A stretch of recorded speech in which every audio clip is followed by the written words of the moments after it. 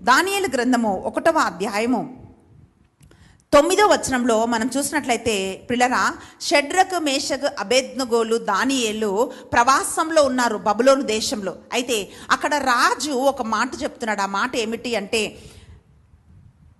ఎవరైతే ఏ లోపము లేని వాళ్ళు ఉంటారో వాళ్ళని తీసుకొని వచ్చి కల్దీల విద్య, వాళ్ళ భాష, వాళ్ళ విద్య వాళ్ళకు నేర్పించి వాళ్ళని బబులోను దేశం కొరకు సిద్ధం చేయాలి అని చెప్పి రాజు ఒక నపుంసకుడిని అధికారిగా పెట్టాడు. అక్కడ రాజు ఏం చేస్తున్నాడంటే, తను తింటున్న బల్లపై నుంచి ప్రతిరోజు పిల్లరా ఆ ఆహారాన్ని అక్కడున్న బిడ్డలందరికీ, అంటే ఎవరెవరైతే ప్రత్యేకంగా ఈ ట్రైనింగ్ కొరకు, ఈ తర్ఫీదు కొరకు ప్రత్యేకించుకున్నారో ఆ పిల్లలందరికీ రాజు దగ్గర నుండే ఈ ఆహారము పంపించాలి.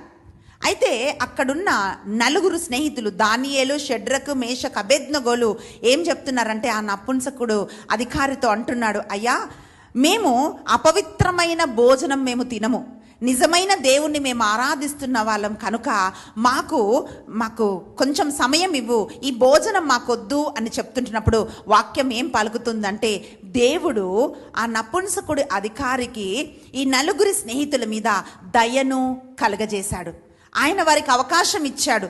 మీరు ఏది తినాలో అది తినండి అని చెప్పి 10 రోజులు వాళ్ళకి అవకాశం ఇచ్చినట్లుగా మనం చూస్తున్నాం. ప్రియులారా, 10 రోజులు అవకాశం ఇచ్చిన తర్వాత రాజు బల్ల దగ్గర నుంచి వస్తున్న ఆహారం తిన్న యువకులని, పిల్లలని, అలాగే కేవలము ఆకుకూరలు, కొన్ని పండ్లు, ఫలాలు తిన్న దానియేల్ని, అతని స్నేహితులని ఈ నపుంసకుడు ఆయన అధికారి పరిశీలన చేసినప్పుడు రాజభవనం నుంచి దేవుడు అన్నిటికీ, అంటే విగ్రహాలకు సమర్పించిన ఆహారం తీసుకొని వచ్చి వాళ్ళకు పెట్టిన వారికంటే కూడా పిల్లరా, ఎవరైతే దేవునికి భయపడి అపవిత్రపరచకూడదు అని చెప్పి అపవిత్రమైన ఆహారము తినకుండా తమ్ము తాము కాపాడుకున్న ఆ బిడ్డలు ఆరోగ్యంగా ఉండడము ఆయన చూస్తున్నాడు.